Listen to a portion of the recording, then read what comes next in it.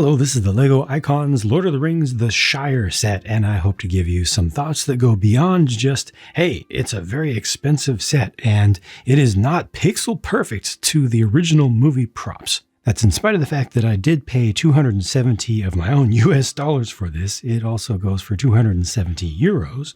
It's 230 pounds UK or 350 Canadian dollars for 2,017 pieces, which doesn't sound so great on paper, but I'm going to give this thing a fair shot, give you my thoughts about the whole thing as a fan of LEGO and someone who appreciates Lord of the Rings, but is not like a super fan of it. First things first, I have strong nostalgia for the original Bag End set, which I thought, until I got this, was incredible and, well, just one of the best sets that they could have made in LEGO to represent this location.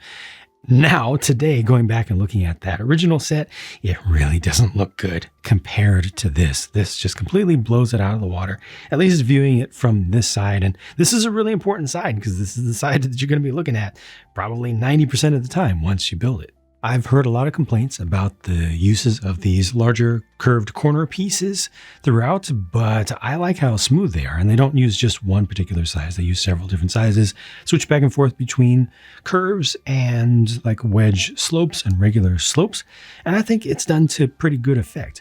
Now, there are two trees that we have to talk about in the set. This is one of them. This is the one we can talk about the least, because I personally think it's not that bad. It's not great, but relative to the size of the whole thing, you know, everything in LEGO is ridiculously super deformed. This is not an accurate bit of human anatomy here. You know, everything in LEGO is super deformed. I feel like this is good enough, especially when you pose up the limbs with a little bit of randomness there. Definitely could have used more. Could have been bigger, but I don't think it really needed to be bigger. I think that overall it works out. And just overall, I feel like this whole scene is good, in spite of the fact that it is indeed very inaccurate. If you are going to nitpick to the original location, the spacing of the windows, the number of windows, the type of elevation of the terrain, there are a lot of things that are objectively wrong about this that most people don't talk about because, well, a lot of it you want to like, so you actually oftentimes end up just disliking the things that other people tell you to dislike because you've heard about it a lot. And that's why I'm trying to stay away from some of that. There's a lot that's objectively wrong with this, but I still think that it's very good overall artistic interpretation of the space. It does have a number of very, very specific references throughout it. I mean, even these exact little vines right here on the side, which had a little bit of a different texture of foliage, in spite of the fact that you're completely missing a column of green between that window and that door and that window there. And why are there more windows over here and not over here? You know, again, it's interpretation, it's LEGO, it is definitely not a model, and I just have to accept that. I like models, I like accuracy. This doesn't have 100% accuracy, and it couldn't have 100% accuracy at minifig compatible scale at this size. There are a lot of things here that I do like, though, like these sunflowers. They're so simple, but they're so kind of perfect.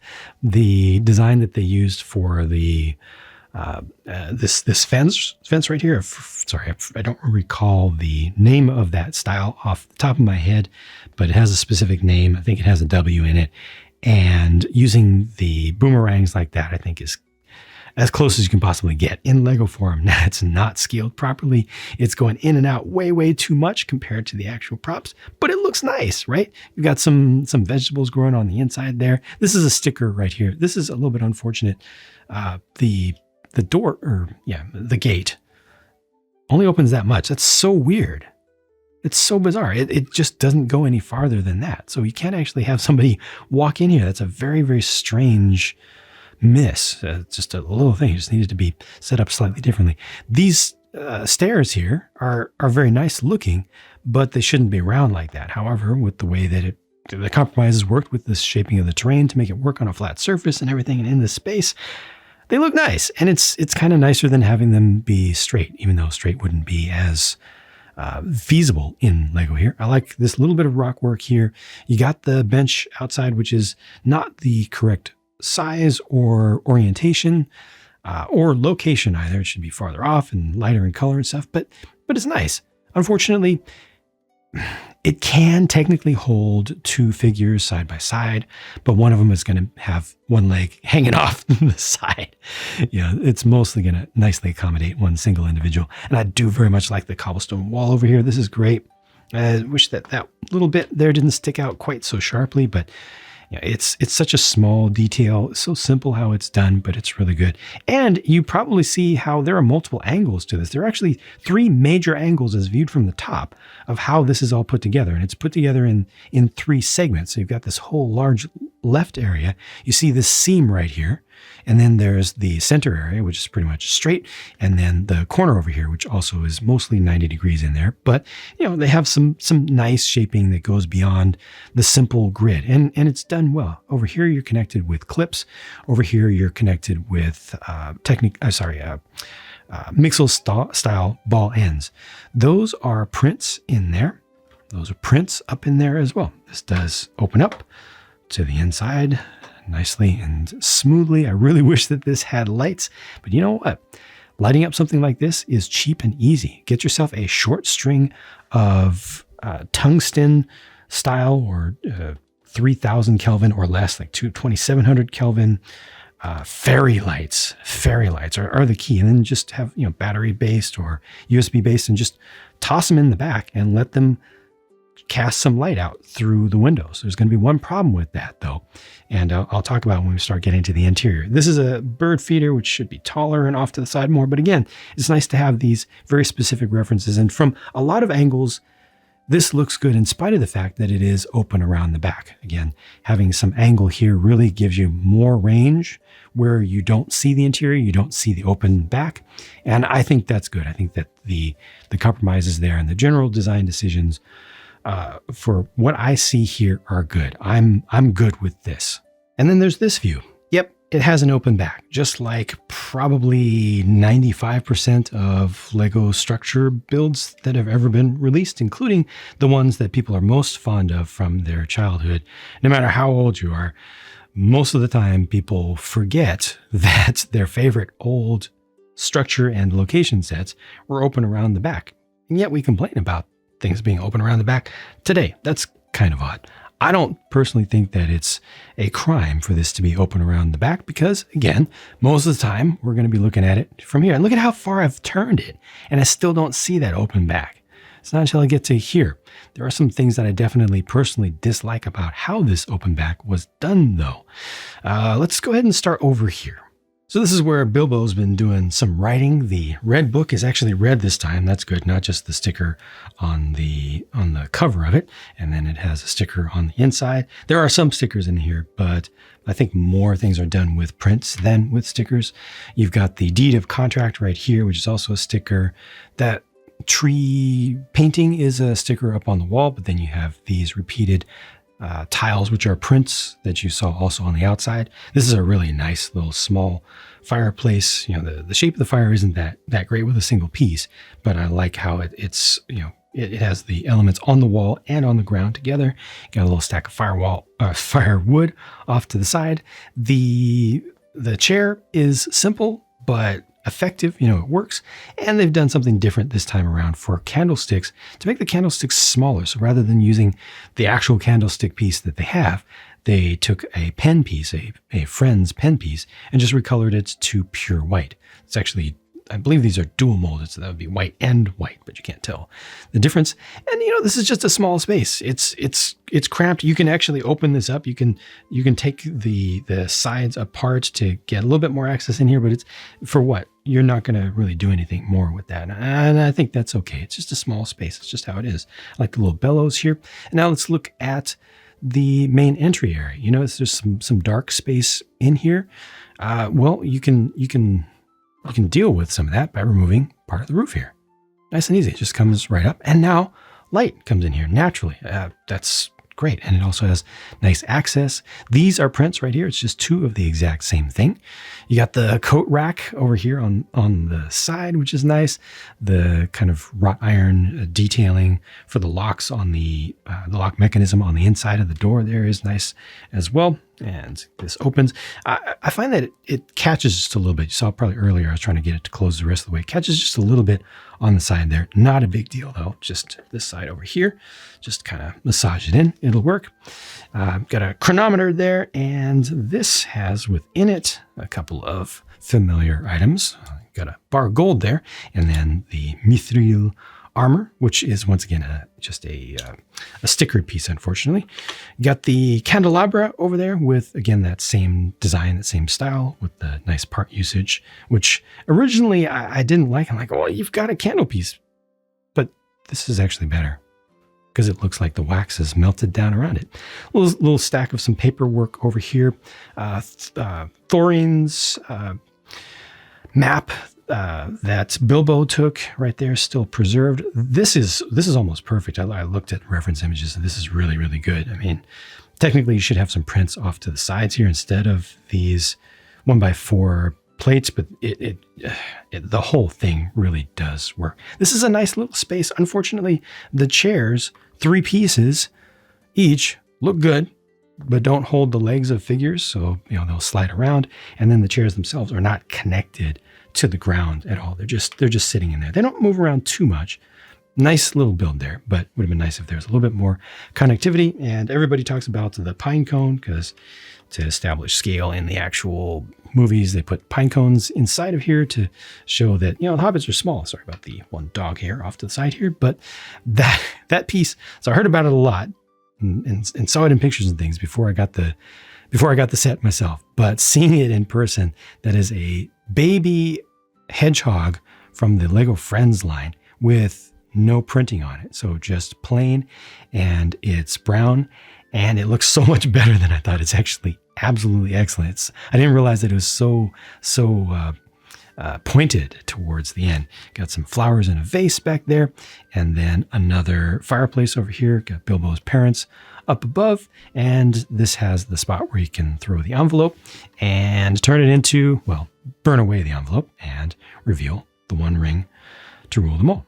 That's nice. Although the knob for it is rather large and actually prevents you from moving this quite as far up against the back wall of a display space, but you could modify that fairly easily. But yeah, I think something smaller would have been nice, but then it would have been harder to use, and this is fine.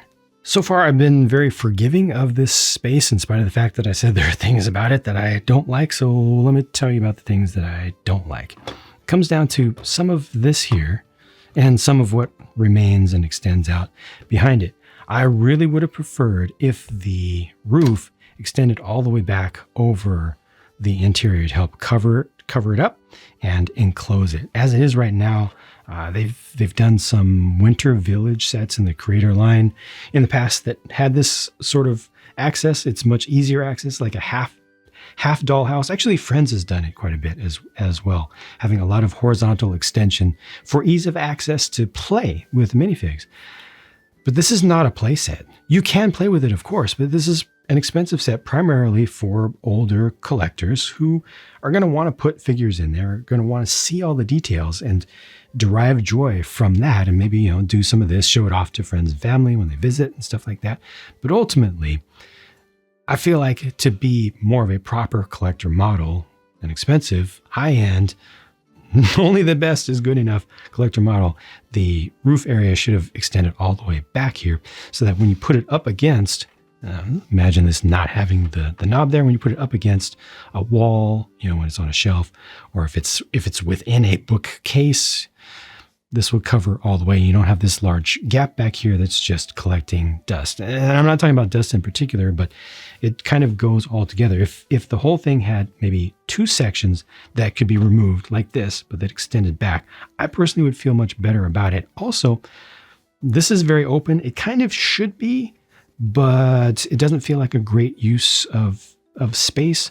It's almost like they were trying to ensure that you could walk figures from the entranceway over to here through this space. But then again, like I said, this really isn't a play set. And I feel like having just all this open stuff, also this wall right here is awkward. Yeah, that wall too, I guess. Yeah, this shows up from the side. It feels weird. I just wish that there was more depth to the cover of it so that it was more like a traditional dollhouse, just cut, just sliced open from the back so you could see it. And to my point earlier about lighting it up, easy and cheap with like a $5 fairy light unit. Now, if you try to do that, you're going to be seeing a ton of light back here. All this is going to be glowing back here compared to if it was closed up more, then you'd have the effect that you want. And I know that Lego's not going to design to that, but it all just kind of comes together to the point of this being less of an ideal collector model setup than I think it needed to be. And I do apologize for missing this. I had one little flower here that was knocked off earlier. Moving on, Gandalf's cart here I think looks really nice personally, and I like the proportions of it. I think it scales really well. It's a pretty proper Legoification of the thing. It has a crate in the back with some little brick-built fireworks, which is all appropriate. And I just generally think that this is very nice. The dark orange color for the horse is kind of inspired by the polychromatic nature of the horse's actual coat, which was darker in some lighting, and then others it was brighter. It's a choice. Probably darker would have been more comfortable to more people. And because you want to have Gandalf sitting there, they do give you extra pieces. So I'm just going to take the base off of him here, and he has these sitting version pieces, including the print there for the front, not a sticker added onto that. And you just put this together like so, and I have Gandalf sitting, which is great. And it works nicely. Also with the orientation of the jumpers there, you can put two people side by side. So scooch them over a little bit, and you can have a hobbit sitting there as well. This is nice. The only thing that's weird here, and I rechecked my build so many times, for some reason, something is warped, and one of the front feet, well, both of the front feet are actually a little bit off the ground there. It's just weird. A part is definitely not quite aligned right. Bilbo's birthday celebration is depicted somewhat in this set, and the tent here is pretty nice. This is a good quality, kind of crispy cloth, papery cloth piece. However, do note that you do need to bend it. You got to bend it carefully, especially around the sides for the frills around the edges. That's one thing that I haven't seen mentioned much, if at all. To get this to look right, you want to bend those down. Bending the corners, not such a big deal. Putting the whole thing together, not such a big deal. Nice little frame in there, pretty simple. You got the fireworks stand right here, which looks appropriate enough for Lego style, and they also give you the option here, the after. So this is the before, and then they also give you the after, which is just this, which is smart. And then the birthday cake itself looks good. This is a single specialized piece in there, but all in all, yeah, I think this is presented nicely. Doesn't waste too many pieces. Definitely adds a little bit of value, a little bit of life to the scene. And then there's this. And making fun of this, especially the tree, is like beating a dead horse. And everybody has done it. I mean, everybody has done it, including myself when this whole set was first announced. Just from the very first look at it, I really disliked it and really didn't understand how that was shipped. Because look at yeah. All right, I really don't need to talk about that much. This is bad. Nobody likes it, and it deserves all of the criticism that it's received. Period. I am not going to defend it in any way, shape, or form. The little stage here, though, is nice. The little banner is nice. The whole thing is very simple. It has a little bit of integration with terrain around the side as well. And it's got Bilbo's little magic trick. You just put him on the platform there, and then the faster you do it, the better. But that's basically what you're going to do, right? You just make him disappear, which is nice. Yeah. Simple, effective. Just uses a couple of those big cogs style gears, and it works. And also on this, because it has all these studs, these exposed, very plain studs on it, you can attach this stand for the dragon firework. And so that can be flown around, and it looks nice, and it looks pretty right. It has that kind of wiriness to it. It doesn't have a whole lot of mass to it, but I think it looks pretty appropriate. Even the head shape is kind of nice with just a few pieces used there. And I like the wings. I like the dual molding. The orange doesn't fully match the yellow in the back, but that's okay. Yeah, this is nice. And you can kind of adjust to the poses of it a little bit. You can see the joints on there. Looking at figures, Gandalf, Bilbo, and Frodo. The prints that are here are nice. The dual molded legs are nice. That's, as far as I understand it, that's a new head for Gandalf, and I personally don't like it. Look at these prints on the back. This is good. And then underneath, you do get alternate faces for those two. This one, he just looks too much like Saruman. That doesn't look like Gandalf to me. I don't even need it to look exactly like Ian McKellen. I just need it to look like Gandalf, and that to me does not. Look at this guy. He does not look friendly one bit, and there's no alternate face, so there's kind of no saving it in that way. When I first looked at the figure in person, I thought that he looked more like Gandalf with the hat on, but looking at it now, I don't know. This hair, which thankfully is included, which I appreciate, might actually help a little bit. Here we have Sam and then the duo of Merry and Pippin. Sam, of course, has been dropping no Eves. Absolutely not one single Eve.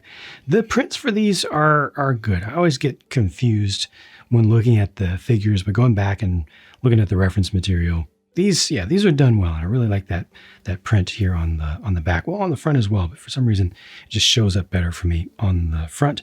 And then underneath here, you do get to see some alternate expressions, which are really important, especially these two over here, because you had the alternate hair pieces and you have them after they've messed with something that they should not have messed with. That's a nice inclusion. Definitely add something to the set, and it's a good use of alternate expressions for those particular characters, especially in this scene. Lastly, these are the, do you say proud feet or proud foots? Mr. and Mrs. Proudfoot and Rosie over on the right.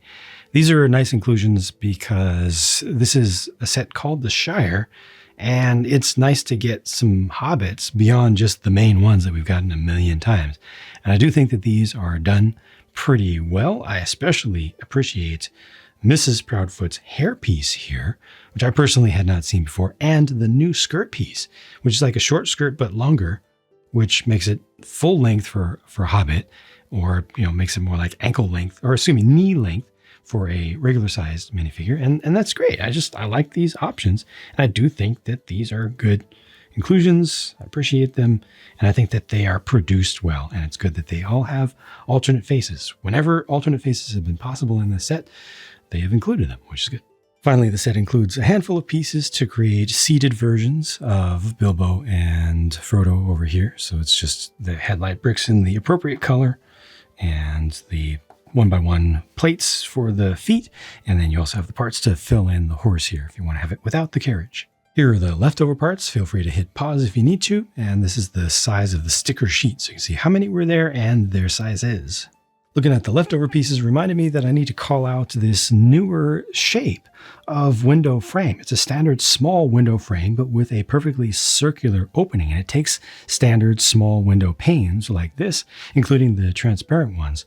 The last time they did an update to window panes, and I'm not sure if they updated the frame, the standard squarish frame, but the pane was updated. The end result was that the standard form of small window is difficult to assemble today with fully transparent panes. It's really difficult, unnecessarily difficult.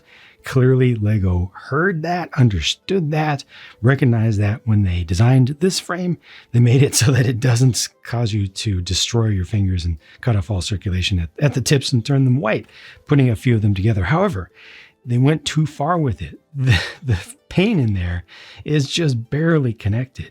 So they just went to the opposite extreme. Now those will actually fall out too easily. I haven't tried it with the actual clear panes yet, but with the grill piece in there, it's definitely just too soft, too little connection power in there. And also with the leftover pieces, these should not have been leftover. It's just that they're not attached to anything, so they fall out.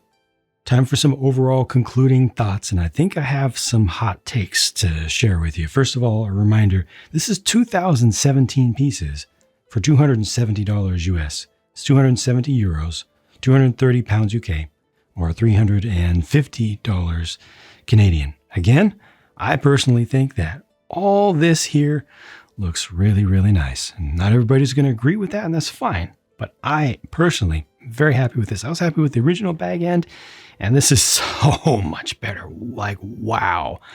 Really, really messed with my mind, because in my mind's eye, this wasn't that much better than the original. And I went back and looked at the original for the first time in many years. And yeah, winner here by a long shot.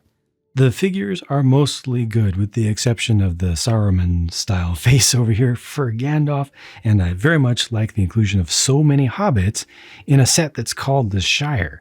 Speaking of which, I am sick of people complaining that this is called the Shire, and it was supposed to be all of the Shire, like all the hobbit holes, the entire thing, the entirety of the Shire, because of the name.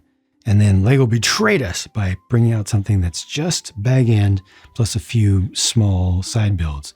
That is so illogical, unreasonable, and ridiculous. And it all comes from the current culture of everybody focusing on nothing but rumors and leaks and leaks and rumors and rumors and leaks, and listening to clickbaiting content creators telling you what to think. The Shire is coming. It's going to have the entirety of Hobbiton. It's going to all be there. We're going to have so many hobbit holes. It's going to be amazing. It's going to be a whole entire town because it's called the Shire. Like, it's in the name. And everybody grasped onto that and started building pictures in their mind of this being the entirety of the Shire. Look, here's my opinion about it. All right. And I'm very firm on this. The Shire is just a name.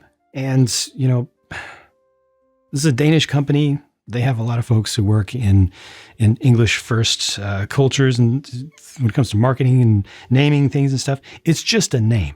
This is more than just Bag Ends. They do have some additional stuff here. And I don't think that calling it the Shire makes this a betrayal. I don't think that calling it the Shire makes this a letdown. What makes this a letdown is, of course, the price. This thing over here. And then for me, the biggest thing is how the interior was approached, and the fact that this is not just open from the back. I expected it 100% to be open from the back. I thought it was going to be flat. So this is actually kind of nice that it's built with more interesting techniques and shaping. But again, the fact that, well, all of this, look where my hands are. All of this is just flat with a couple of decorations on it, just flat open nothingness. You can put figures in there. They don't even have like studs over here to pose them up or anything. You got some studs here at least, and you got the chair over here. But all this feels incomplete compared to the level of detail around the edges and in the back, and some of the stuff that they've done before. Even the original Bag End set feels like it uses the space better. And then having this not even have a roof section, it almost looks like this was supposed to have a bit of roof going over it, but it doesn't. So having all this be completely open to the air like that, I don't like. I'm fine with this tree here. Obviously, the other tree sucks, period. We can move past that. I don't think this needed to be included. It's beautiful. It's high quality. It's nice. I wish that the side builds had been reduced in scope so that we get just a little bit more here. But yeah, that's just my personal want. I wish that could have happened. But looking at it realistically, from a product development perspective, and just kind of counting, using arithmetic, the number of pieces and the volume of pieces in, let's say, this tree over here would not have contributed, if this had been eliminated, would not have contributed enough to make the back of the roof of Bag End as complete as I want it to be. If they had left out everything and just made this Bag End only with Gandalf's cart and maybe the birthday cake, so leave that out, which has extra cost because of the unique print. Leave this out because of the extra cost of the unique print and the extra pieces here. It would have been just a slightly better Bag End. I would have been fine with that, though. It wouldn't have completely solved my personal issues with this. And, price is its own thing. Lego's always been expensive. This is even more expensive than usual, though. It just is. Sometimes, actually, most of the time, we can look at prices and say, well, realistically, compared to the old things that we love from the old days that we're nostalgic for, prices have actually gone down. Gosh dang it. Facts just suck. They don't allow me to rage enough. But here we're looking at not a whole lot of stuff for $270. So everybody's feedback about this being overpriced, I think is 100% defensible, 1,000% defensible. I think you cannot defend the price, the retail price of this. Certainly not with inflation. Inflation won't do the trick. So for me, it's a mixed bag. Insert parens end here for the buns. I like so much the front of this. The back leaves me wanting a lot more, and obviously the side builds are what they are. And the price is what it is. Thank you very much for watching. I hope that I brought you some value here. If I did, please consider supporting the channel at no cost to you by using affiliate links from the video description if you're going to make a purchase. Not necessarily of this, because I'm not recommending it at its retail price, that's for sure. But if you want to buy it and you feel comfortable with that, that's great. Also, as usual, I never factor in the scalper market value of gifts with purchase. That's just not my thing. When it comes to figuring out the value of something, I'm never going to say, buy this and then get the gift with purchase and then sell it on eBay. How many people have eBay seller accounts? Like, no, I'm not going to do that. But yeah, if you use an affiliate link for anything that you purchase, it can really help me out a lot. Otherwise, if you're really feeling frisky and you got a little bit that you've saved from not buying some stuff based on some of my reviews that show that things maybe might not be worth as much as you thought, you could help me continue my independent content creation in a world full of influencers who are all fully sponsored by signing up maybe for a channel membership, or check out my Patreon, where I also have a little bit of extra access that I can offer you, and a little bit of extra perks. But otherwise, just making it to the end of the video is very much appreciated. I appreciate your time, and I most importantly hope that I have brought you something of value with that time. Bye for now.